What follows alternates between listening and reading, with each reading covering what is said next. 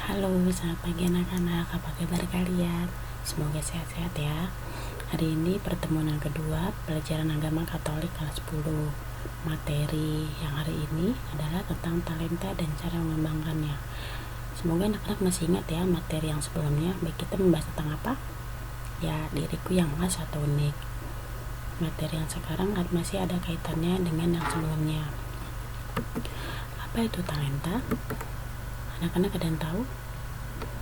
Ya, dalam kitab suci, keunikan kita itu disebut dengan talenta. Talenta berarti bakat atau kemampuan. Talenta atau kemampuan itu harus kita kembangkan. Untuk apa? Untuk perkembangan pribadi, kebaikan dengan sesama, dan untuk kemuliaan Tuhan. Coba anak-anak perhatikan gambar berikut ini. Ada yang ingat gambar tentang apa? Betul sekali, tentang perumpamaan talenta. Di dalam Injil Matius 25 diceritakan bahwa seorang tuan memanggil 3 hambanya dan memberikan masing-masing 3 hamba itu talenta. Hamba yang pertama diberi 5 talenta, hamba yang kedua diberi 2 talenta, hamba yang ketiga diberi 1 talenta. Hamba yang pertama dan hamba yang kedua mengusahakan supaya talenta yang mereka miliki bertambah. Sedangkan hamba yang ketiga dia sangat takut sehingga dia mengubur talenta itu ke dalam tanah. Nah, ketika Tuhan itu datang untuk memanggil ketiga hamba tersebut, hamba yang pertama dan hamba yang kedua, tuannya sangat memuji. Karena apa? Karena hamba yang pertama dan hamba yang kedua mengusahakan talenta yang mereka miliki untuk mengembangkannya. Mereka sangat rajin dan tekun.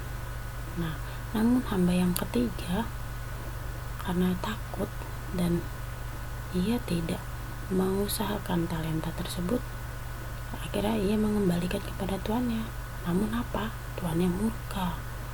Tuannya marah karena hamba yang ketiga itu tidak bekerja keras untuk mengupayakan mengembangkan talentanya.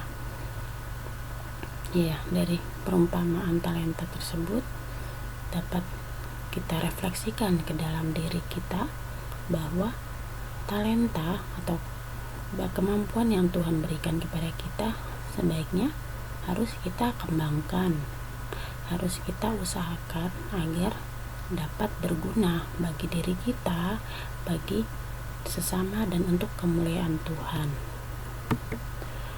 Nah, pelajaran yang sebelumnya tentang kemampuan, anak-anak masih ada ingat kan apa saja sih?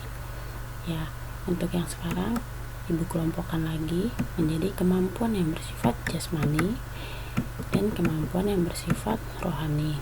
Apa saja kemampuan yang bersifat jasmani? Ya, itu lebih mengandalkan tenaga atau otot, seperti menari, memasak, bermain bola, bermain musik, dan menyanyi. Nah, itu kemampuan yang bersifat jasmani atau memerlukan tenaga. Sedangkan kemampuan yang bersifat rohani itu berasal dari pikiran, misalkan pandai dalam pelajaran dan pandai dalam hal berdoa. Nah, anak-anak, yuk kita kenali kemampuan apa saja yang ada di dalam diri kita dan yuk kita kembangkan supaya berguna bagi pribadi kita, bagi sesama, dan untuk kemuliaan Tuhan. Nah, nanti anak-anak jangan lupa mengisi kuis yang akan Ibu berikan di grup WhatsApp ya. Oke, sampai jumpa. Tuhan berkati.